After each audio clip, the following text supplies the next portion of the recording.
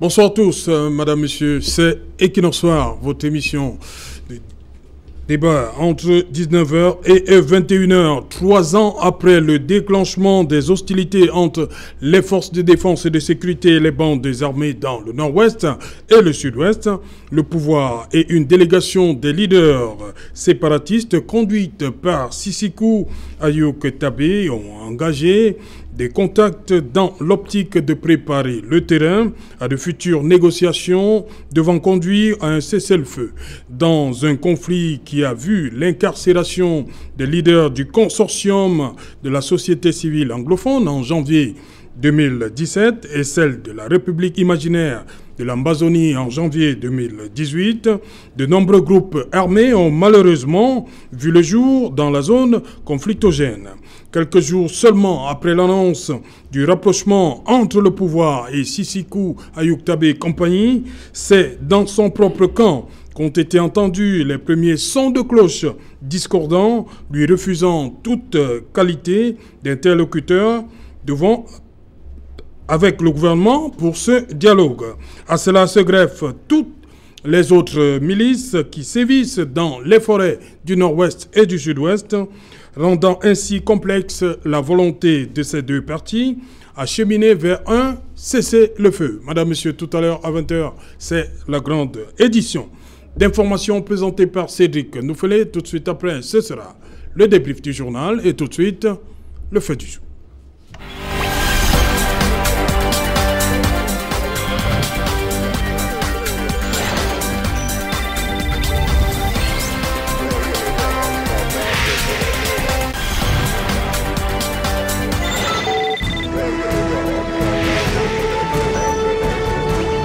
L'Ouest et le Sud-Ouest, le gouvernement cherche interlocuteur. Pour en parler, nous avons invité au débat ce soir des personnes d'horizons divers. On va commencer par le Rassemblement démocratique du peuple camerounais. Il est là, Raphaël Ndougou, bonsoir. Bonsoir Serge Lotou, bonsoir aux co-panélistes, bonsoir à l'équipe technique qui vous accompagne. Oui. Bonsoir donc à tous ces millions de téléspectateurs de l'émission que vous avez baptisée vous-même d'utilité publique. Et que nous attendons également que le décret soit signé, ça va certainement arriver. Je salue donc ceux qui prennent la peine de nous regarder, que ce soit sur les plateformes, que ce soit également en direct. Voilà, merci. En face de vous, Akumanga Yaspale Ndi. You're welcome, sir. Yeah, thank you, Serge, and greetings to all panelists and televiewers. It's a pleasure for us to come here and remind Cameroonians and make some certain clarifications on how the country is being mismanaged by the government in place. I think by the end of this program, it's always my pleasure being here. We must have enlightened a lot of people of how things go in the country, and especially with the ongoing crisis of the Northwest and Southwest region. Voilà, à côté de vous, il nous vient de Yaoundé. Stéphane Zanga, bonsoir, bienvenue à Douala. Bonsoir Serge Alain, merci. Bonsoir à mes co-panélistes, bonsoir aux millions de téléspectateurs qui nous regardent ce soir et merci beaucoup de m'avoir invité. Voilà. Politologue Stéphane Zanga, en face de vous, Charles Cacharel, bonsoir. Je sais pas, il y a tellement de casquettes, je ris parce que je ne sais pas quelle casquette vous collez ce soir. Je préfère la casquette de journaliste. Ah, journaliste. Oui, voilà. Car cela m'impose une certaine neutralité. Voilà. Et je profite de l'opportunité pour dire donc bonsoir aux millions de téléspectateurs de Equinox Télévision. Voilà. Charles, dites-moi concrètement, est-ce que vous avez appris ce qui s'est passé en début du mois à travers le tweet de Sisikou Ayuk Tabé? Est-ce que c'est le seul interlocuteur valable pour qu'on s'achemine vers le cessez-le-feu? Je pense que s'il y a des velléités de négociation, alors cela voudrait dire qu'il y a des thèmes de référence qui ont été édictés bien à l'avance, qu'il y a des préalables qui ont été également définis, et si tout cela est mis en place, il y a également des interlocuteurs qui ont été sûrement identifiés. Et moi, je dirais d'emblée que pour moi, Ayuk Tabé ne peut pas être le seul interlocuteur, mais il est le principal interlocuteur. C'est tant qu'il faut des interlocuteurs.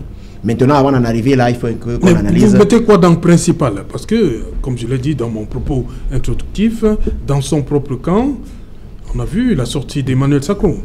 Mais voyez-vous, le mouvement irrédentiste anglophone commence pour aujourd'hui. Hein. C'est-à-dire que très longtemps, on a entendu parler du Southern Cameroon National Council.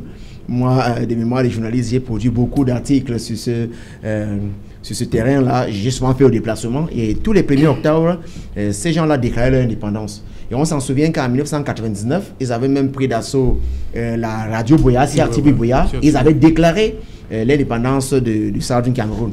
Donc, il y a eu des leaders qui sont connus. Le chief Ayamba Otun, qu'on connaît, Fongala Fo, qui est également incarcéré.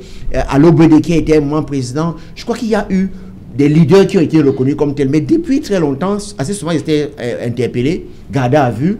Et il me souvient que la dernière fois, ils ont passé plus de 21 mois à la BM à Yaoundé.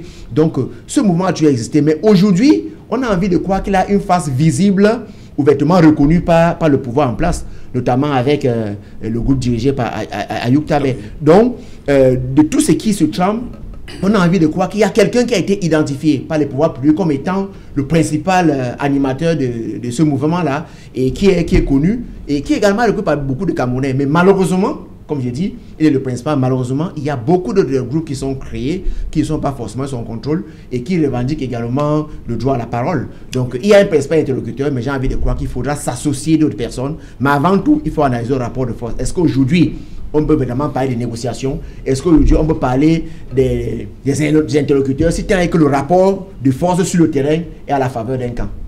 Stéphane Zanga, du point de vue de la science politique, pourquoi le gouvernement a choisi de se rapprocher de... Pourquoi le pouvoir a choisi de se rapprocher de Sissoko? D'abord... Alors qu'il est incarcéré, il y a les autres leaders qui ont des milices qui sévissent de ce côté-là. Pourquoi Sissoko? D'abord, Serge Alain, il faut reconnaître qu'au départ de cette crise, au départ de la crise, il y a eu un dialogue qui n'a peut-être pas prospéré, qui a connu des problèmes, et à la fin, il y aura un dialogue. Nous sommes entre deux dialogues. Le pouvoir a un problème d'identification d'un interlocuteur crédible pour la résolution de cette crise. Parce qu'au départ, il faut rapidement faire la sociogénèse de cette crise anglophone. On peut remonter à des années-lumière, comme l'indiquait le copanéliste tout à l'heure. Le mouvement anglophone n'est pas né aujourd'hui. C'était des revendications. Et le 1er octobre, on sait que tout le temps, ils ont eu à proclamer leur indépendance. Mais c'était avec une très faible ampleur. Cela n'a pas d'éteint sur la sécurité du pays. Depuis 2016, cette revendication a donc pris une autre ampleur. Rapidement, on a vu des revendications corporatistes et certains leaders autoproclamés qui n'ont jamais été mandatés par les anglophones sont nés. Ils ont mis dans des revendications corporatistes un contenu idéologique.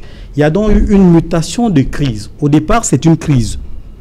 Au départ, nous avons une crise corporatiste qui devient par la suite une crise identitaire, à savoir que les Sissoko Ayoub Tabé, des leaders autoproclamés, qui mettent un contenu dans le contenu, dans les revendications, ils mettent une revendication d'une identité, entre guillemets, anglophone.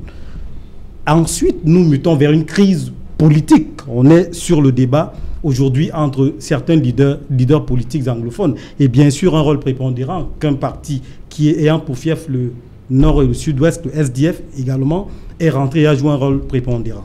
Qu'est-ce que je voudrais indiquer? Je voudrais simplement indiquer qu'à l'heure actuelle, le gouvernement ne peut pas directement identifier ses leaders. Pourquoi? Parce que Sissoko Ayoub Tabé étant incarcéré, étant sous le poids d'une condamnation, est prêt à accepter la main tendue avec le gouvernement. Mais il n'y a pas une idéologie commune entre les différentes factions sécessionnistes qui combattent sur le terrain. Il y en a sur le terrain qui commettent des exactions, qui sont dans la forêt, et d'autres leaders sont à l'étranger.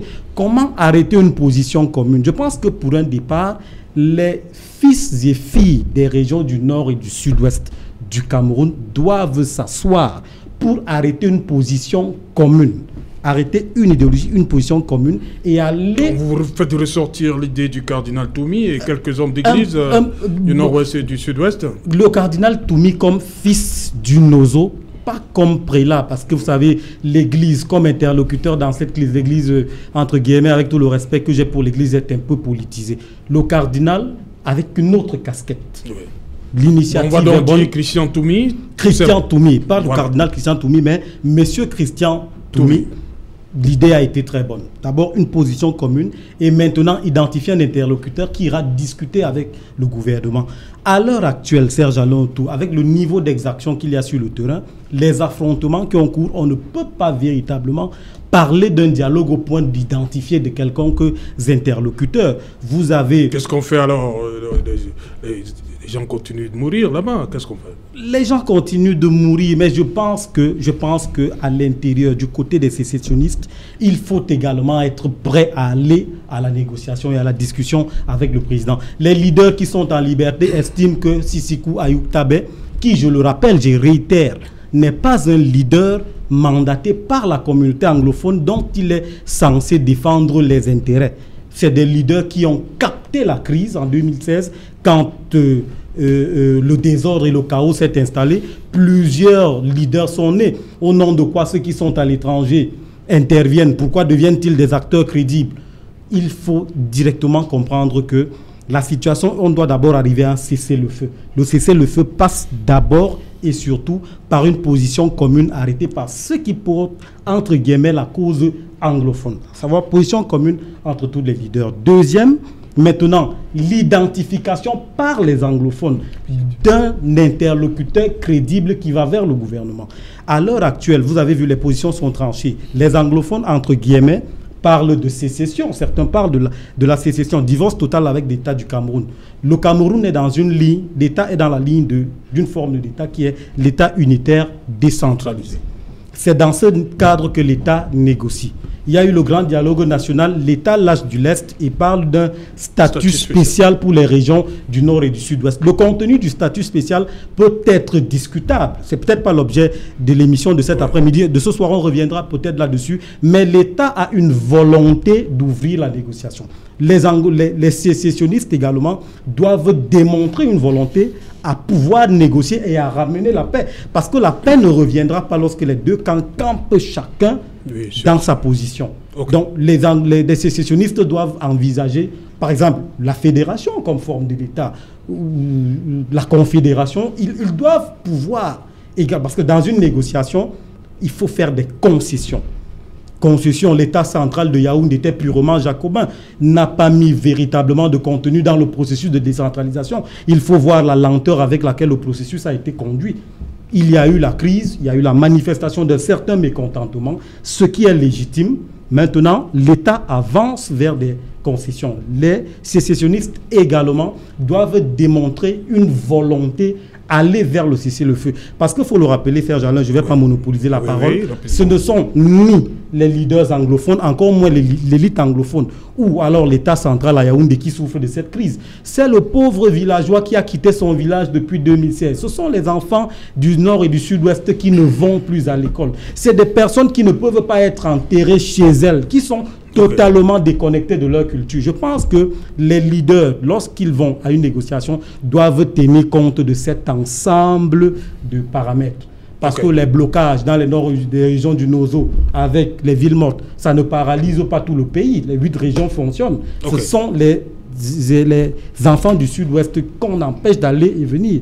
Et ça, c'est regrettable. On a suivi tout le temps ici, on demande que cette crise s'arrête, que quelque chose soit fait. Mais depuis un certain temps, on a appris qu'il y a eu des rencontres en février à Accra, il y a eu le 13 février à Accra, il y a celle du 16 avril à Yaoundé et le 2 juillet également à Yaoundé. Mais on entend des gens qui disent que bon, voilà, Sisikou n'est pas la personne qui doit négocier. On ne comprend plus rien. Okay, thank you. Pourquoi discuter ce leadership à Sisikou Ayoub Tabé?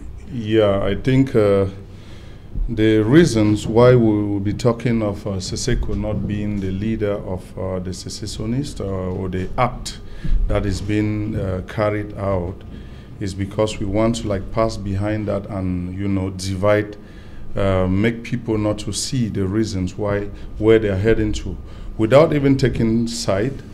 I'm surprised when the co-panelist is talking of Siseko Ayoub, who claim to be the leader, and in bracket, I just want to find out the interest of Cameroon government going to someone who claimed to be a leader. If actually he was not recognized as the leader of the act that is being carried, he wouldn't have been locked in, one. And two, Cameroon government wouldn't have taken time to go meet him in order to find a way out, meaning he have a say. So coming back to this issue, I think for me, Seseko Ayok presently is the main actor of which the meeting they had at Accra actually was a meeting that they were brainstorming on some certain hidden agenda of which you and I, we are not even aware, even the people who went pick them, because it's the Nigeria government that picked them and hand them over to Cameroon government. Nobody is aware of the hidden agenda that they have in their cupboard. And it becomes so difficult when you start working, and again, bear with me that these guys were so united in such a way that when a decision was given over there, when Seseko Ayok was still in South Africa, moving from one region, one country to another, he was communicating and there was a total communication. And things were like in order. Just like today, if we keep on talking of gold stand in this southern Cameroon region, the two regions we're talking of which they are revendicating their right. The problem here is this. If you look since they have been locked in, these two regions have been fighting and asking for their release, meaning they have a say as far as this is concerned. But then, I believe this is the genesis that the Cameroon government, we call it genesis, meaning we have a lot of pages before we get to Revelation. This is the genesis because we have a lot of Cameroonians who have, proposed ideas. You remember some days behind, President Maurice Kamto asked for the release of Seseko Ayok Tabe, and that one of the reasons why CRM refused getting into elections was we needed this problem to be solved, that the problem of Southern Cameroon should be solved. That's the Anglophone problem in our country, because if actually we are brothers, there is no reason why we should be going in for election and one part of the country, two regions of the country are not going in. So for me, meeting Seseko Ayok Tabe, in order to I am sure that if he stand and talk to the guys, that please hold on. To be sincere, there must be a change somewhere. But now the problem here is this.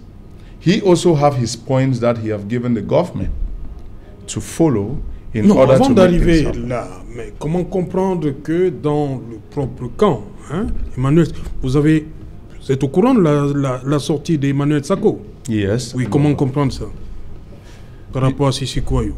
Yeah, I think, just for instance, when we talk of the separatist fighter, the Amber groups, just like today as we are talking, if you get into these two regions, you will meet some Amber fighters that they say these ones are that of Atanganjipo. Let's call a spade spade. And you have other Amber fighters that they say these ones are for the struggle. Meaning, it is but no matter at this particular point. No, I'm just like talking. You're talking of an individual who is claiming to say Seseko Ayok is not a real person, right? Non, c'est lui qui a remplacé Seseko à la tête. Okay, then, because he want to sit on the seat, that one is what we call leadership fighting. You get my point? The president of the state, where he is, we have a lot of people who want to go up. And they will say a lot of things about he who is on seat because they want to be there. Okay, now coming back to he who is replacing Seseko Ayok Tabe, and now he was expecting the Cameroon government to come meet him for negotiation. Voilà. And now for the fact that the Cameroon government is not coming to meet him, but accepting to go meet he who is locked in there, he is disturbed because he does not see the reason why he is there. And he have to be working this thing out, but they don't want to work with him, but they prefer working with Seseko Ayok. Meaning the government recognized Seseko Ayok than he sitting there. I don't know if you get it. So Yes, that is the problem, and I now bring it as an example to make us understand that just for the Amba, the separatist fighters, equally, there is this battle in between who is really an Amba and who is not an Amba, because you have those who are like modesting people there, harassing Cameroonians, etc., and you will have others who are like struggling to show the right way to follow for the people who are still left home. So at the end of the day, there is a confusion in all the whole system. But if the government we have in place decide to put an end to this, as I earlier said, the genesis is meeting Siseko Ayoktabe, and maybe before they get to the next page, they will be thinking of releasing that team in order to put some calm, and then they get into renegotiation. Remember, some days behind, in this same house, we discussed about the dialogue, the national dialogue they had there, and I said that was a drama. But today they are getting now to, they say, turn the iron when it is still hot. So actually the iron is hot, they are struggling to bend the iron. Maybe they will get there. Raphaël Ndoukou, le gouvernement, le pouvoir a eu raison de commencer, on va le dire. Peut-être que ça va arriver avec les autres. Il fallait quand même commencer par Siseko Ayoktabe. On se souvient, c'est lui qui a quand même déclaré l'indépendance le 1er octobre 2017, l'Amazonie. Bien, il faut dire que Saint-Jalin, nous autres, on est peut-être...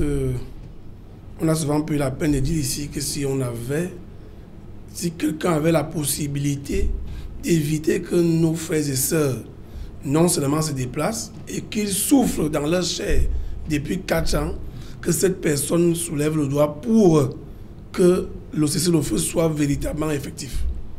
Alors, à ce jour, vous voyez que c'est le gouvernement qui continue de faire des efforts. Des efforts parce que même quand il y a eu au départ, je crois qu'en octobre 2016, les revendications corporatistes et que le gouvernement, ou si vous voulez, certains leaders avaient été arrêtés, il me souvient que le gouvernement également a libéré ceux-là même qui étaient au devant des revendications. Souvenons-nous véritablement que... Ils ont été arrêtés en janvier et libérés au mois d'août. Très bien. Souvenons-nous tout de même que Abobala, au sorti de prison, a vu sa maison brûlée. Ou alors les maisons de ses parents. Du coup, nous on s'est posé la question, voici quelqu'un qui... Et ils avaient un problème, qui les enseignants, qui les avocats. Et puis maintenant, quand ils sont de prison, on a vu sa maison brûlée. À partir de là, on s'est posé la question, nous autres, pourquoi on en arrive là? Ça veut dire qu'il y a un problème. Et ce problème est visible aujourd'hui. Voici le gouvernement, on va dire, appelle au grand dialogue national, après avoir apporté des solutions aux problèmes posés de par les revendications corporatistes. Maintenant, le gouvernement continue à tendre la main. Avec qui va-t-on le faire? Vous vous souvenez dans une émission, si je vous l'avais dit, que si le cardinal Toumi se présente pour dire « Je suis capable de siffler la fin des bruits dans nos eaux, allons sur la table », moi j'avais dit que c'était d'accord avec. La discussion aujourd'hui... Qu'est-ce qui a empêché le cardinal Toumi d'aller jusqu'au bout de son... Vous l'avez vu comme président, je crois bien, dans une commission. Ça veut dire que le gouvernement savait bien qu'il était capable d'apporter des solutions. Il a été invité, il était président d'une commission. Maintenant, le problème est simple. N'allons pas chercher par 4 chemins. C'est une affaire de financement des personnes qui ne vivent pas au Cameroun. Pour la simple raison que si nous avons une même bataille, pourquoi ne pas se mettre ensemble pour batailler? Vous vous rendez donc compte que depuis un moment donné, on n'entend plus beaucoup à Bobala. D'ailleurs, lui, il n'était pas là pour les sécessions et autres. Oh, vous avez 2 groupes.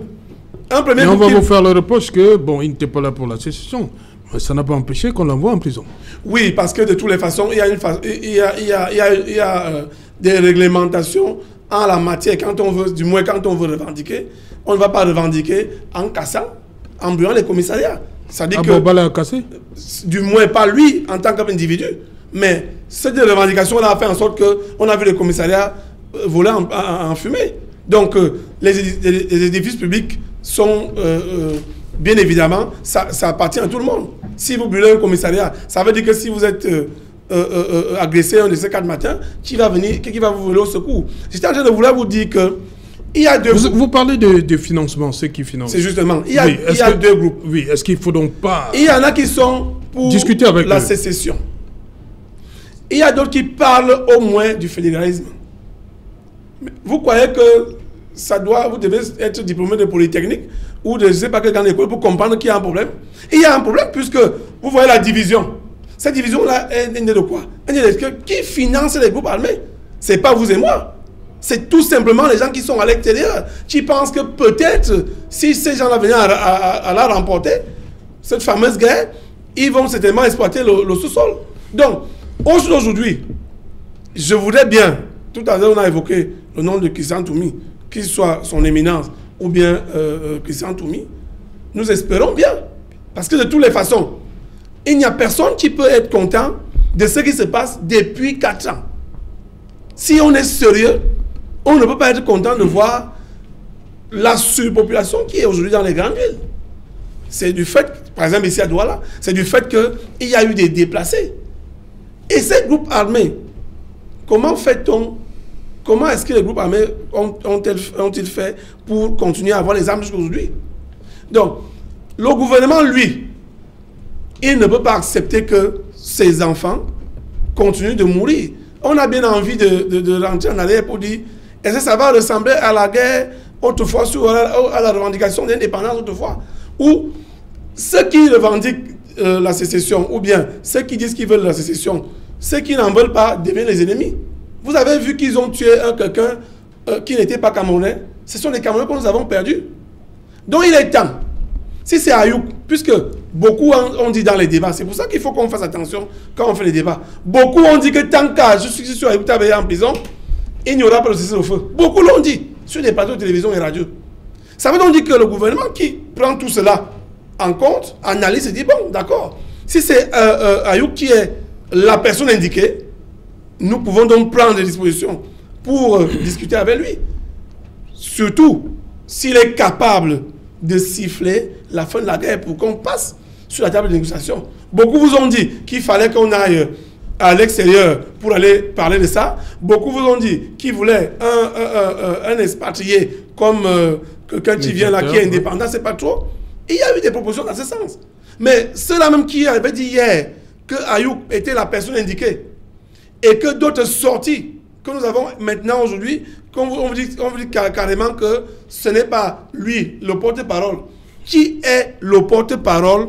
Le gouvernement a déjà ouvert la porte pour discuter. Même si certains pensent que il y a d'autres possibilités, mais la seule question qu'on doit se poser ici, j'ai toujours dit quand c'est comme ça, on enlève la casquette politique d'abord, oui, même si nous appartenons à des chapelles politiques, parce qu'il s'agit du Cameroun. Et là, nous disons, si quelqu'un a une autre proposition, parce que je voudrais simplement regretter que quelqu'un vous a dit qu'il ne fallait pas aller aux élections parce que le Nozo était en guerre. Mais or, nous étions dans la première élection présidentielle, du moins à l'élection présidentielle, avec les mêmes problèmes. Donc vous voyez là que beaucoup cherchent à profiter de cette affaire alors que les Camerounais souffrent dans leur chair. Merci. Nous savons très bien, j'ai fini par là, vous savez pertinemment que la région, les deux régions sont essentiellement agricoles. Par exemple, sur les chiffres de notre cacao aujourd'hui, il y a la baisse. Donc je crois qu'il va falloir véritablement trouver des solutions. Le gouvernement ouvre donc la porte, quitte à ce que les interlocuteurs entrent pour négocier. Voilà. Charles, dites-moi, il y a ce préalable qui revient toujours, amnistier tous les prisonniers, c'est-à-dire ceux qui sont à l'étranger, qui rentrent au pays. Il faut organiser cette rencontre. Parce que, comme on l'a dit, depuis qu'il y a ce rapprochement, il y a toujours les villes mortes qui sont respectées. Comme quoi, pour dire que les donneurs d'ordre, forcément, ils sont à l'étranger, les armes continuent de crépiter. Je crois qu'il faut quand même déjà penser aux autres, à Yabacho, à Kanga, et Marc Barretta et les autres. Oui, moi, à côté de Sissoko Ayouk. Les villes mortes, ce n'est pas nouveau. À l'époque du SCNC, les villes mortes étaient le moyen qui avait été retenu pour exprimer de façon non violente son mécontentement vis-à-vis de ce qu'ils appelaient la République. Donc, on en est habitué. Si c'était seulement les villes mortes, on trouverait facilement une solution. Et on avait pensé même que c'était même un meilleur moyen, une meilleure voie pour exprimer son mécontentement, ses aigreurs. Mais ce qui fait problème, c'est que aujourd'hui, le principe de la négociation n'est même pas totalement acquis. Si tant est qu'il était acquis et que le gouvernement l'annonce officiellement, en dépit du fait qu'on pense que le secret est la meilleure arme dans une négociation, si cela a été acquis, automatiquement on aura les interlocuteurs. Le gouvernement ne cherche pas les interlocuteurs dans la mesure où le gouvernement a déjà identifié son interlocuteur. Mais là est tout le problème. Mais qui est contesté. Non, qui est donc contesté. Donc, en fait, c'est ceux qu'on peut qualifier comme les ambazoniens qui cherchent un interlocuteur. Et ça, c'est clair. C'est-à-dire que pour le moment, on a identifié. Par le passé, on entendait les membres du gouvernement dire avec qui allons-nous discuter et négocier. Mais aujourd'hui, on voit très bien qu'on a évolué sur cette question. C'est comme si on avait finalement identifié l'interlocuteur qui est là, qui, pour le cas d'espèce, serait Ayoub Tabé.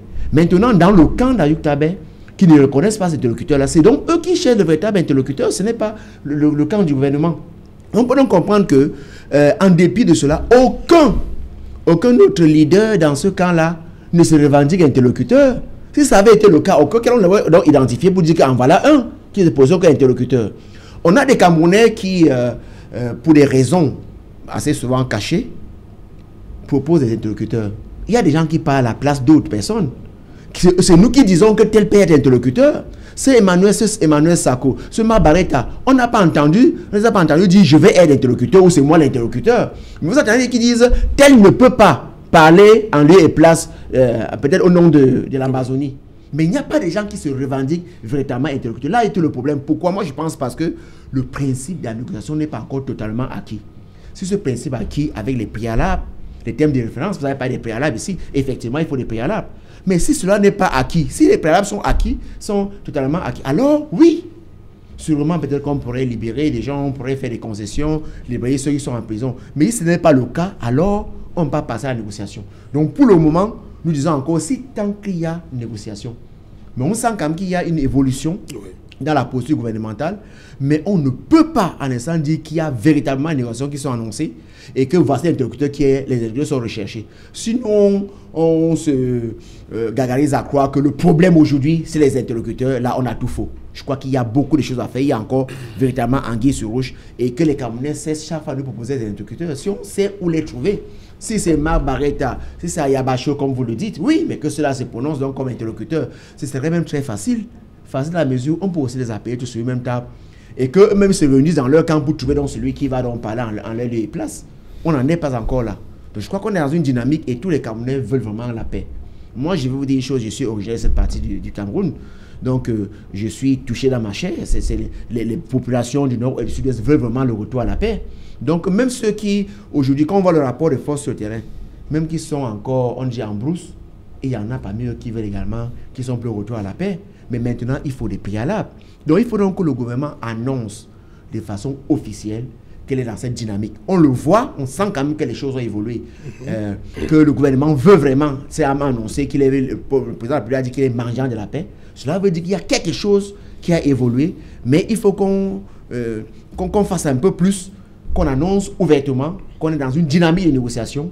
Et là, j'ai envie de dire que ceux qui se cachent encore vont certainement sortir de leur trou. Voilà, Stéphane Zanga, justement, dans ce qui a commencé, qui a été mis à la place publique le 2 juillet, on a vu le ministre Sadi faire une sortie le lendemain. On a vu dans le camp de Sissi Kouayo un son discordant, comme je l'ai dit. Comment? Qu'est-ce qui peut être... Qu'est-ce qu'on peut entrevoir pour la suite? C'est mal barré? C'est mal parti? Je m'intéresse bien à la, entre guillemets, à la nouvelle crise qu'il naît à l'intérieur du camp de Sissi Ayouk. Vous oubliez le gouvernement qui a sorti... Vous savez, Serge Alain, oui. Quand un mouvement naît, quand une idéologie naît, des objectifs se définissent, des leaders porteurs de cause sont désignés sur la base de leur capacité à conduire le mouvement à son terme. Sissikou Ayouk Tabé en 2017 décrète l'indépendance de l'État virtuel d'Ambazonie. Il n'est pas encore en captivité. Les autorités de Yaoundé n'ont pas encore mis le grappin sur lui. Il est libre. Et à cette période, des négociations pouvaient être entamées. Et à Sisiko Ayouk Tabé n'était pas disposé à négocier. Parce qu'en pôle... Vous connaissez le discours à l'époque, c'était on va négocier avec qui? Bon, c'est vrai que oui, il y avait encore ce discours de la part du gouvernement, mais avec le rapport de force sur le terrain, le gouvernement a commencé à lâcher du lest, comme je l'ai indiqué tout à l'heure. Alors, dans un mouvement comme celui-là, un leader qui se fait capturer ne peut plus être suffisamment influent pour conduire le mouvement jusqu'à son terme, pour l'atteinte de ses objectifs. C'est une forme de capitulation et de nouveaux leaders naissent donc, sont désignés pour poursuivre le mouvement. Maintenant, la désignation de Sisiko Ayouk Tabé, entre guillemets, par le gouvernement comme interlocuteur, a deux objectifs. Il faut mesurer la capacité d'influence de Ayouk Tabé sur le mouvement sécessionniste depuis son lieu d'incarcération. A-t-il gardé la main sur les groupes sécessionnistes qui sévissent dans le nord et le sud-ouest? Son remplaçant immédiat fait une sortie rapide et vous dit non. Il ne s'agit pas du bon interlocuteur qui parlerait au nom d'un quelconque mouvement sécessionniste. Parce que déconnecté de celui-ci, un nouveau mode opérationnel a été mis sur le terrain, un nouveau carburant de mobilisation est certainement né, une stratégie nouvelle est née et elle n'est pas conduite par Sisiko Ayouk Tabé. C'est pourquoi je signalais tout à l'heure que l'identification d'un interlocuteur crédible maintenant est importante pour le gouvernement. Maintenant, à l'intérieur du mouvement, ce n'est pas parce que vous en êtes le leader que vous êtes l'interlocuteur. L'interlocuteur, c'est quoi? C'est celui qui a la capacité à négocier les intérêts d'un groupe vis-à-vis d'un autre camp avec qui on a des positions opposées et différentes. Ce n'est pas parce que vous êtes leader que vous irez. Il faut qu'à l'intérieur, vous fassiez l'unanimité. Il faut qu'il y ait une sorte de consultation à l'intérieur du mouvement qui fait de vous l'interlocuteur. Oui. Au nom de quoi quelqu'un tapis à l'étranger, fût-il le financier d'un mouvement, parlera au nom des sécessionnistes qui, eux, sont dans la forêt dans le nord-ouest. Est-ce que vous êtes sûr que les chefs de guerre... On les écoute. Peut-être, il faut comprendre que c'est pas un mouvement. Ils sont suivis, je n'ai pas contesté cela. Il faut rappeler que ce n'est pas un mouvement conforme qui obéit à une certaine déontologie. C'est un mouvement spontané qui naît sur la base de quoi les combattants sécessionnistes sont recrutés. Est-ce qu'ils prêtent serment? Est-ce qu'ils ont une totale... Est-ce que les leaders ont un total contrôle sur les combattants sur le terrain? C'est ça le plus important. Donc, il faut les consulter au préalable. Je dis les chefs de guerre qui donnent, parce que vous pouvez donner des décisions stratégiques à partir de Washington, l'Afrique du Sud, je ne sais pas où se trouvent effectivement les leaders, mais il y a des chefs de guerre qui conduisent sur le plan opérationnel des troupes sur le terrain. Et c'est eux qui commettent au quotidien des exactions. Est-ce qu'au niveau de la forêt, des groupes tapis dans la forêt qui combattent contre l'armée régulière du Cameroun, l'armée nationale, est-ce que ceux-là sont d'accord sur la figure qui ira négocier leurs positions, leurs intérêts? Est-ce qu'ils se sont accordés sur les termes de la négociation? Est-ce qu'ils estiment l'interlocuteur en même de faire face à la ruse en face, qui est la ruse étatique? Il faut qu'on se comprenne. À partir de là, c'est pourquoi je parlais déjà à l'interne, l'identification d'un leader crédible, mais je ne suis pas sûr que Sisiko soit le leader qui puisse faire l'affaire dans ce cas. Sinon, ça va s'enliser. Sisiko, depuis sa prison, joue sa liberté. Sisiko sera disposé à négocier. Sisiko va vous donner des gages d'un cessez-le-feu, même s'il ne les a pas. Alors, est-ce qu'il sera suivi? C'est un peu ça le problème. C'est pourquoi je me dis, à l'intérieur du mouvement sécessionniste, qu'ils s'asseyent, qu'ils se regardent dans les yeux, qu'ils identifient un interlocuteur et qu'ils le présentent au gouvernement. Et que le gouvernement a ses interlocuteurs qui peuvent être les élus locaux, les députés. Parce qu'il y a également un problème. Il y a des figures dans le gouvernement qui ne peuvent pas aller à cette négociation. Même si elles sont... Stéphane, on n'en est pas encore là. Hein. On n'en est pas encore au stade de négociation. Voilà. Jaspalé, dans cette délégation conduite par Sisiko Ayouk, il y a quand même une figure, Mancho BBC. Yeah, I think there's this issue of power fighting, and it will become so difficult when actually, at the past, the government had Siseko Ayo at their keeping and asking, who should I? Even at the national dialogue, we heard this word. If you look well regarding this Anglophone struggle, Cardinal Tumi and other men of God, they came, they met the government and said, please, we want to do it. And they didn't empower them and give them the right to go ahead. Meaning the movement, according to government, was not okay. So they put them aside. And today, I'm surprised when CPDM, the people ruling the country, naively, make us to understand that the government was actually the one who bring in the people who were supposed to be in the different commission in national dialogue, of which, from what I know, when we talk of national dialogue, the government have called, we need a national dialogue. So Anglophones, you send your representatives. Francophones, etc., Southwest, Northwest, each region, you send your representative. The government have no right to choose with who to dialogue. Then we don't call that one a national dialogue. And in reality, I will say it and repeat it like an Anglophone. Cardinal Tumi, even the Prime Minister, etc., whosoever was there for that national dialogue was not delegated by the Anglophones. Rest assured with that point. That is why the problem of the Anglophone was kept aside. And today, they are struggling now to open a door whereby they can now negotiate with the person that they have at their keeping. You cannot have me at your keeping in the name of the person leading the struggle. And today, you want to go in for a negotiation. You start stressing your hand to look for another person of which you have somebody in front of you. One thing for sure is, if the government say, okay, Ayabacho, come in, we want to negotiate with you, we will wait for the next 10 years, he will never show up. Pourquoi? Because he is afraid that his security is not there, they will lock him in, etc. and all the like. Mais en même temps, en même temps, on nous dit tout le temps ici que le dialogue a échoué, le grand dialogue a échoué parce que les principaux concernés n'étaient pas ce dialogue. Vous-même vous dites là que Ayabacho, the principal person vous dites donc Ayabacho, il ne viendra jamais. Pourquoi il viendra? No, please, I think we s'il y a des garanties, dites que s'il y a des garanties. Which of the guarantee, etc. For instance, those guys who were framed up to come and say they are Amba struggles, fighters. One thing for sure, I remember in one of the regions in Northwest, one of the areas in Northwest, somebody get up one morning and said, I am a struggle fighter, I'm an Ambazonia, and I have dropped on my arms, I am not more with Amba anymore. What happened before the next day? He was killed. Yes. Of which he was killed. Nobody knows. By the Ambas. Simply. Vous savez pas qui l'a tué?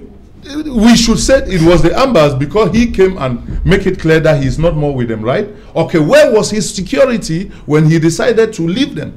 So when we are talking of the security, even those guys who went in Yaoundé to stand and say they are Ambas, etc. Did you know about their security? Did you know where they are today?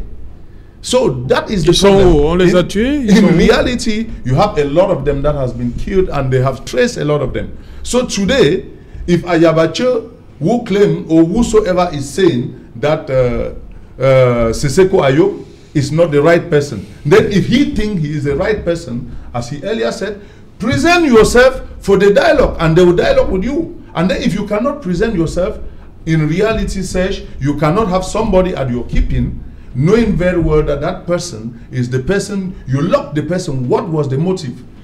Question mark. The motive that they were locked was that they were the one leading the struggle. And in reality, we all know they were the one leading. But today, because X is also already there, struggling to find his own position, he is now struggling to black fame. Who knows if this person equally have a hidden agenda, struggling now to cover the re-struggle and go in for money fighting. Because in reality, the person that up to date the Anglophones have been struggling and saying over and over that he should be released is nobody than even we have this other guy who is being locked in, the guy Mancho BBC. Mancho BBC, actually his revendication had nothing to do with the secessionists. You get it? He revendicated a particular issue that, oh, this, we should do this, and he said he can be killed. Yeah, he can be killed, and he left Bamenda, went to Southwest, did the same, and he was locked in. So his own problem had nothing to do with the document of Seseko Ayok and Cole.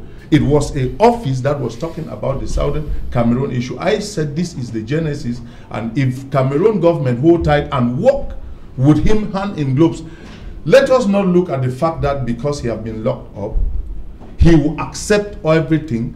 He has already given his what he needs, of which the government, despite hadn't be, we knew he would be locked up, and then at the end he would leave his hand. He wouldn't have been given all those decisions up to now. He cannot give up. Oui, on va permettre à Raphaël Ndougo, justement, est-ce qu'il faut absolument composer avec les donneurs d'ordre qui sont à l'étranger? Vous vous rendez vous-même compte qu'il y a le désordre dans cette affaire, c'est ce que nous avons aussi appelé autrefois le banditisme. Même quand le gouvernement, si certains membres du gouvernement l'ont dit, qu'on va dialoguer avec qui, ça revient toujours. Peut-être qu'on ne sait pas souvent reconnaître. Parce qu'honnêtement, si à l'époque, là, même avant que Ayoub ne soit arrêté, même avant que l'autre ne soit, Aboba ne soit libéré, qui a dit véritablement que c'est moi qui tiens les rênes, c'est moi qui tiens les groupes sécessionnels qui sont en forêt? Jusqu'à présent, on ne sait pas. Ça dit que nous sommes en train de tourner autour du pot. On dit s'il fallait faire ça, il fallait faire ça. S'il fallait pas faire ça. Attendez, au moment où on a convoqué le gouvernement, le grand dialogue, est-ce qu'on a dit que si quelqu'un qui vient de l'étranger arrive là, il sera arrêté? Ou alors est-ce que quelqu'un qu'on a convoqué a posé ses préalables pour dire vraiment donnez-moi toutes les dispositions sécuritaires possibles? Ou bien, je ne sais pas, donc vous vous rendez compte que jusqu'ici, c'est le gouvernement qui se bat, parce qu'en réalité, je vous ai dit que ce n'est pas un problème politique. Oui, peut-être qu'on veut en faire un, parce qu'il faut retenir quelque chose.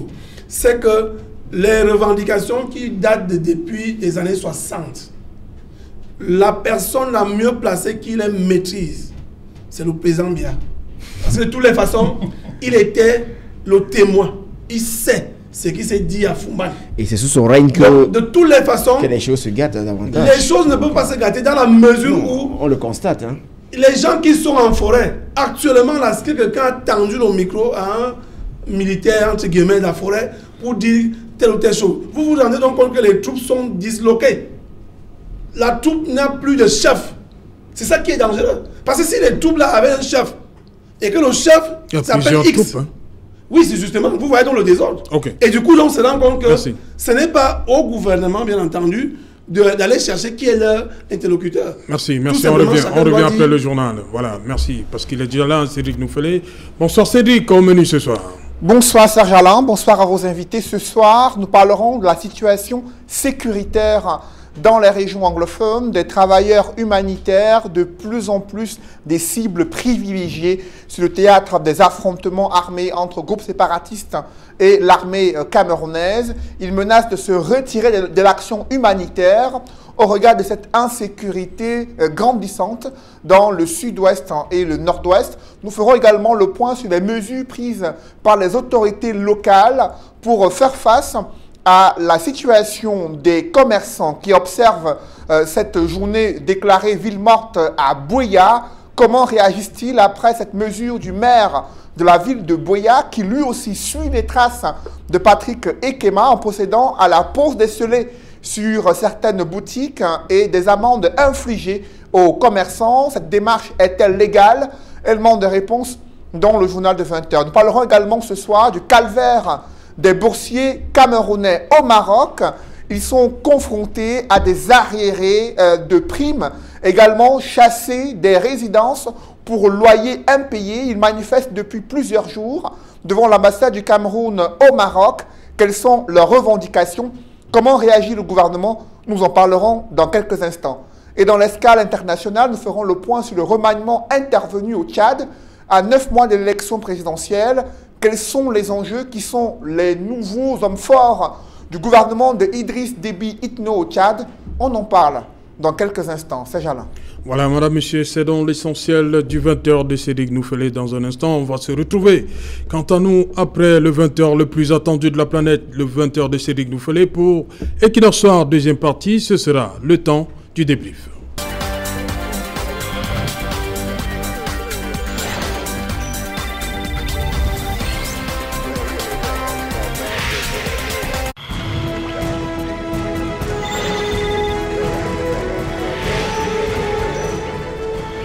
Retour sur le plateau Equinox Soir, deuxième partie consacrée au débrief du journal. Nous sommes toujours en compagnie de Raphaël Ndougou, Chalenga Fongan, Dr Stéphane Zanga et Di Jaspalé. Nous allons prendre, madame, monsieur, tout de suite la direction de Rabat au Maroc, où nous attend Dimitri Foné. Vous l'avez à l'écran, c'est le président de l'association des étudiants et stagiaires camerounais au Maroc. Bonsoir Dimitri, bienvenue, Equinox Soir. Bonsoir, bonsoir Serge Alain, merci à vous. Mais vous n'êtes pas à l'extérieur, là, vous? Non, je ne suis pas à l'extérieur, mais ce qu'il faut dire, c'est que, voilà, la situation est un peu difficile et il fallait que je puisse être dans les meilleures conditions aujourd'hui pour que notre voix puisse être entendue. Voilà, Dimitri, dites-moi, dites aux Camerounais, qu'est-ce qui se passe exactement au Maroc? Eh bien, pour aller droit au but, Serge Alain, ça va bientôt faire 3 ans que les étudiants boursiers camerounais sont privés de bourse. Il est important de noter que ces étudiants boursiers ils viennent de 2 ministères de tutelle, à savoir le ministère de l'Enseignement supérieur ainsi que le ministère de la Formation professionnelle et de la Promotion du Travail. Et donc actuellement, des étudiants ont été expulsés et voilà, ils n'ont pas trouvé autre endroit que de se réfugier au niveau de leur ambassade où ils dorment depuis lundi au niveau de l'ambassade. Ils sont quand même bien, ils ont été bien reçus du côté de l'ambassade? Comment ça se passe là-bas avec les autorités, la chancellerie? Déjà, les portes ne leur ont pas été fermées, c'est déjà ça. Mais le problème, il est beaucoup plus profond parce qu'il faut arriver même à la source, j'ai envie de le dire. Pendant près de 3 années, nous avons toujours fait preuve de comportement patriotique dans la revendication de cette bourse, Serge Alain. Nous sommes des dignes filles et fils du Cameroun, envoyés à l'extérieur acquérir un savoir pour, à long terme, contribuer au développement de notre pays, de notre continent. Donc, vis-à-vis de ça, on comprend que, voilà, des fois, peut-être, les étudiants boursiers n'ont plus fait partie des priorités de l'État, mais le message, le feedback que nous avons toujours jusqu'à présent a toujours été d'attente. Jusqu'à quand? Il y a énormément d'étudiants qui sont dans des situations extrêmement compliquées et je pense peut-être qu'il est temps que des choses concrètes soient faites pour résoudre ce problème. Pas juste régulariser la situation, mais mettre en place un système qui va faire en sorte que cela ne puisse plus se reproduire à l'avenir. Voilà, Dimitri. Quel est le message que vous voulez envoyer ce soir? Vous êtes, je l'ai dit, le président des étudiants camerounais, étudiants et stagiaires camerounais au Maroc. Quel est le message que vous envoyez à la plus haute autorité du Cameroun qui vous regarde en ce moment? La jeunesse est le fer de lance de la nation. Nous avons toujours dit depuis que nous sommes petits. Nous avons grandi avec cette phrase dans la tête. Je pense qu'il est temps qu'on prenne des mesures pour faire en sorte que ce fer puisse redevenir tranchant. Parce qu'on parle quand même de jeunes supposés élites intellectuelles de leur pays, de jeunes qui, tant bien que mal, s'efforcent à promouvoir, que ce soit juste la culture du Cameroun au Maroc, mais également qui se veulent être comme cette diaspora qui va tendre la main. Pas plus tard qu'en janvier dernier, on organisait au Cameroun un forum des études marocaines parce que nous sommes dans cette optique d'apporter des solutions, d'apporter des opportunités, d'apporter des informations. Donc, à la plus haute autorité de notre pays, nous dirons qu'il est peut-être temps qu'on se tourne et qu'on regarde la situation grave dans laquelle les dignes filles et fils du Cameroun sont plongés. Voilà. Nous savons de source sûre que le problème, il se situe au niveau du ministère des Finances. Donc, nous aimerons bien qu'ils puissent prendre en considération ce dossier, qu'ils ne puissent pas le négliger parce que la situation est grave, elle est extrêmement grave et elle touche énormément de jeunes. Voilà, merci Dimitri Foné. Nous sommes de tout cœur avec vous. Hein. Merci beaucoup Serge Alain, merci de porter hautement, merci de vraiment faire en sorte que notre voix puisse résonner.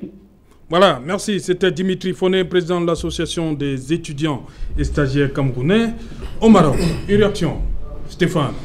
Oui, Serge Alain, tout à l'heure, le président évoquait le ministère de l'Enseignement supérieur. Vous savez, un pays qui aspire au développement comme le nôtre a besoin d'importer des savoirs et de la technologie pour combler des secteurs qui ici n'ont pas un plateau technique en même de garantir une formation adéquate pour atteindre ces objectifs de développement. C'est donc dans ce sens que des étudiants sont donc envoyés à l'étranger pour aller se former. Et des conditions qui sont décrites par le président tout à l'heure ne peuvent pas nous réjouir. Vous savez, là, le contexte sanitaire est difficile. Voir des gens coucher à la belle étoile, ça ne réjouit pas toujours, ça ne nous réjouit pas.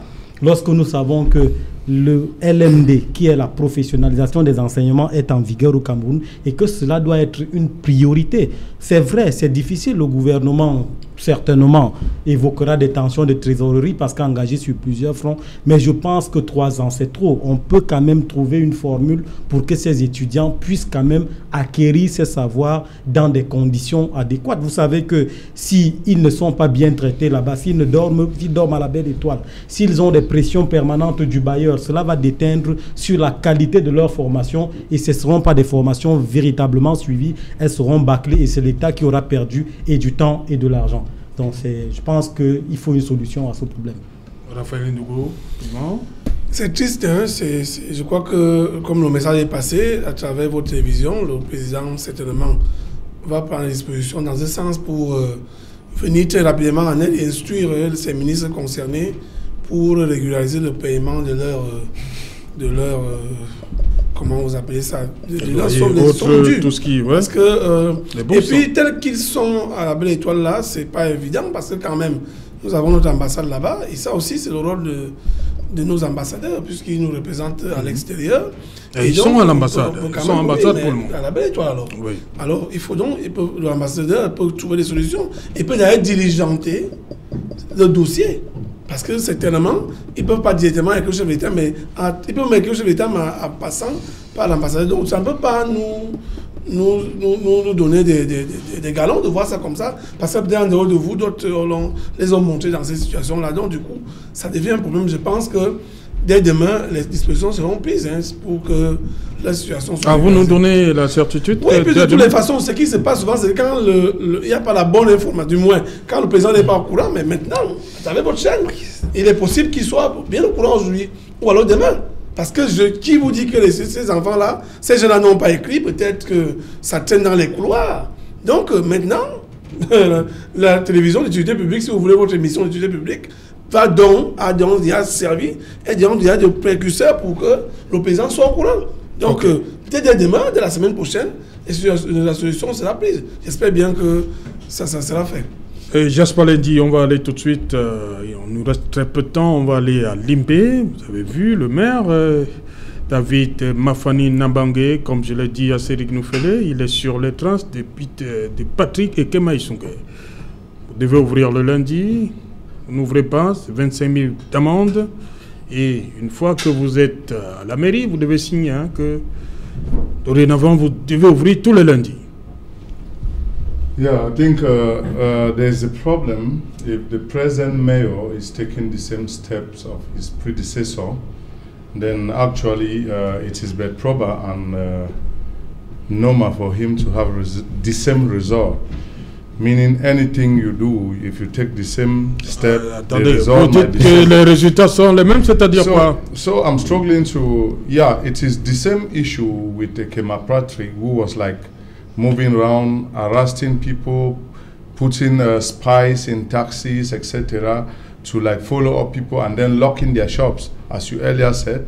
And today, one thing for sure is you cannot fight with a ghost. You can't fight with a ghost. What did I mean? We have struggling to find out who actually is given this locked off, and they don't know actually who is given the le mot d'ordre. Who like give authorization that you should lock. And now, if you want to fight with ghosts, you don't know with who you are fighting, and at the end of the day, you might end up being hurt by that same ghost. One thing for sure, we should find out if he himself is always at his office while asking others. Okay, we have business people whereby they have this, you don't know how X or Y have raised his capital. A lot of business people are creditors to the bank. You go, take credit, you put asset in order to acquire whatever, and you come put into the business, a ghost asks you to lock every Monday, and an individual said you must open, and you sign that you must open. What if they come and burn your shop even in the night, even within the day? You lost your business, and that individual will never support you. I think the Cameroon government, of which he is working under the government, and whatever he thinks, should give a guarantee to these business people that we have taken it upon us. Go open, and if they burn your shop or anything happen, we will take charge of that. And therefore, that reason, everybody will go open on Monday. Okay. But then, they will not equally give a guarantee that if they pay back your goods, if they kill your child because of the fact that you disobey the ghost to go open, they will give back the life of your child. Okay. So I know actually the problem, Serge, is because normally these guys, they don't know who is giving that order to lock, and actually they should not play with it. Et Charles, est-ce qu'on est libre, on n'est pas libre d'ouvrir ou de fermer cette boutique? Oui, je constate qu'il y a une violation flagrante de la liberté d'expression. Je crois qu'on n'en est pas habitué dans ce pays. Même si c'est une délibération du conseil municipal, cela ne peut pas donner le pouvoir à cela de violer les droits des citoyens. Ces gens-là, ils sont libres d'ouvrir le capital. On ne sait pas comment est-ce que l'on fait pour l'avoir. On est libre de fermer le lundi. On est également libre d'ouvrir ou de fermer. Mais maintenant, il y a des raisons qui poussent ces gens. Ils sont pris entre deux feux. Je crois que le pouvoir, la mairie devait être beaucoup plus compréhensif vis-à-vis de ces gens-là qui sont en difficulté, qui n'aimeraient pas ouvrir son échoppe, sa boutique de lundi et vendre, faire beaucoup plus de chiffres d'affaires. Mais voyez-vous, comme il a si bien dit, on ne sait pas ce qui peut arriver si jamais on ouvre. Même s'il y a des garanties, ok, proposer des garanties, mais on ne pas on ne lève pas le droit, leur liberté, proposer des garanties, mais il revient à chaque commerçant de choisir d'ouvrir ou pas. Je crois que c'est une guerre qui est engagée. C'est vrai que nous-mêmes, les Camerounais, nous souhaiterons que les gens soient libres, que le lundi vaquent paisiblement à leurs occupations. Mais voyez-vous, il y a quand même une situation de crise qu'il ne faut pas oublier. Stéphane Zanga, est-ce que le maire est dans son rôle de contraindre les commerçants à ouvrir absolument le lundi? Le maire est peut-être dans son rôle parce que le maire a pour souci que les populations qui vivent dans ces régions-là puissent acquérir des produits dans ces établissements, dans ces boutiques. Quand cela n'est pas possible, le maire ne peut pas rester indifférent. Mais il faut voir avec le contexte qui sévit. Du côté des commerçants, tout commerçant, comme l'indiquait mon copanéliste, a pour ambition la minimisation de ses pertes et la maximisation de ses gains. Ils sont très rationnels. Ce n'est pas de gaieté de cœur qu'un commerçant ferme sa boutique un jour ouvrable où il pourrait réaliser des opérations. C'est parce qu'en réalité, il n'a pas de garantie suffisante de ce que s'il ouvre, il sera protégé des représailles de ceux qui ont donné le mot d'ordre de fermeture de ces boutiques. Nous parlions en début d'émission justement des négociations se font, mais sur le terrain, cela impacte la vie des populations. Je pense que le maire doit être souple, dire qu'il n'a pas le droit, non, c'est le maire de la ville, c'est le patron de la ville. Dans un contexte de décentralisation, le sous-préfet n'est plus pertinent, c'est le maire qui est le chef de la ville et il doit trouver un terrain d'entente et un arrangement. Ce qui se passe à Ndjombe?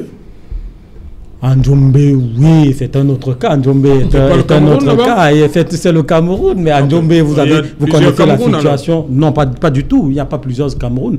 Le maire de Ndjombe Pendia est bien en place et essaye de manager sa commune comme il veut, mais il peut avoir ses méthodes qui lui sont propres et qui peuvent être discutables. Okay. Mais je pense qu'il est le maire de Ndjombe Pendia.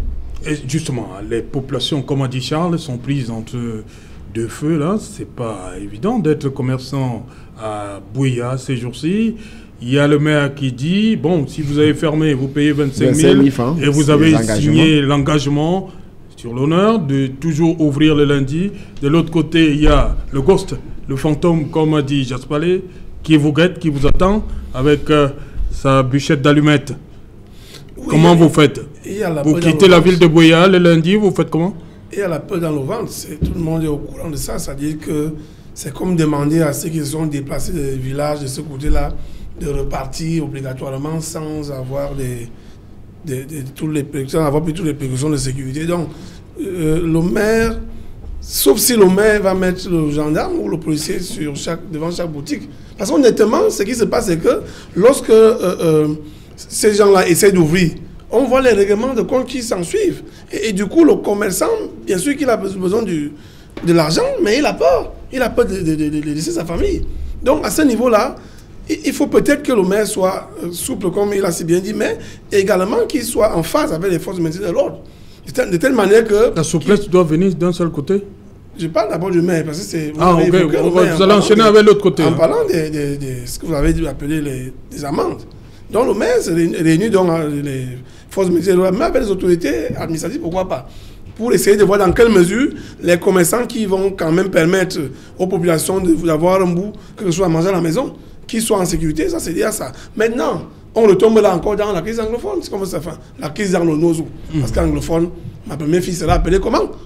Elle qui a au passé en ce moment, comment elle va s'appeler demain? Donc anglophone, c'est pas bien. Maintenant, le nozo, c'est une deux régions. Ici, on va donc dire que les chefs traditionnels que le PM avait rencontrés il y a quelque temps doivent également aider. Ils sont encore là-bas? Oui, ceux qui sont là, de toute façon. Le chef de Balignon est là, si vous savez. Oui. Voilà, parce donc, que vous avez... Donc, le chef de Balignon est là. Il y en a encore. Il y a bien d'autres. Donc, ce qui veut dire que ces gens-là... à Balignon ou bien à Boué? Bon, de toute façon, nous n'entrons pas dans ça. Ce que nous recherchons ici, c'est la paix. Et pour avoir la paix, il faut trouver tous les mécanismes pour que la paix revienne. Vous pensez que ces commerçants qui perdent une journée sans vendre là, les maisons à payer, des factures à payer, c'est pas évident. Donc il faut qu'on trouve des solutions ensemble pour résoudre ce problème. Voilà, justement, on va terminer par cette situation. Notre collègue Joseph Bena, Equinox Télévision a dépêché ses conseils de ce côté-là. Et vous également, au SNJC, là j'interroge le syndicaliste que vous êtes, Charles. Voilà, qu'est-ce qui se passe concrètement? Comment protéger notre collègue, votre confrère? Oui, moi je dis les journalistes font leur travail et tout citoyen qui se sent lésé par une position journalistique est libre de saisir les instances indiquées pour obtenir réparation. Dans le cas d'espèce, notre membre, notre confrère a fait un travail de journaliste, un travail suffisamment professionnel, il a relaté des faits qui sont passés en présence de plusieurs personnes, des autorités donc, même. Préfet, oui. Donc, nous attendons seulement que la justice suive son cours et qu'il soit purement et simplement relancé à la fin, car nous pensons que la vraiment fait son travail. Mais je vais profiter de l'occasion pour appeler également le maire de la ville de Kribi à vraiment faire la paix des braves, car il aura toujours besoin de ces journalistes. Vous avez vu qu'ils sont tous mobilisés pour essayer ce procès. Et qui peut bien savoir qu'il peut aussi avoir des représailles de leur côté. Donc, il aura toujours besoin de ces hommes de médias là pour son action, pour tout le temps qu'il aura, le temps qui passera à la tête de ces communes. Donc, moi, je l'invite à faire la paix des braves et à retirer simplement sa plainte. Donc, le journaliste n'a fait que son travail et le travail du journaliste. Et on ne peut pas lui reprocher cela. Ok. Voilà, merci madame, monsieur, nous sommes donc arrivés au terme. Merci Raphaël Ndougou. Thank you, Jasper, for coming. Thank you, it's my pleasure. Voilà, merci Stéphane. Merci. Le journaliste, le syndicaliste, Charles Kacharel Fonga. Madame, monsieur, nous sommes donc arrivés au terme de cette édition Equinox. On se retrouve demain lorsqu'il sera 19h. On va dire bonsoir à beaucoup de personnes. Hein? D'abord, Joseph Bena. Bonsoir, Joseph. Bonsoir au maire également de la ville de Kribi. Bonsoir vous, monsieur le maire. Bonsoir tous les Camerounais du Maroc. Bonsoir, Dungue.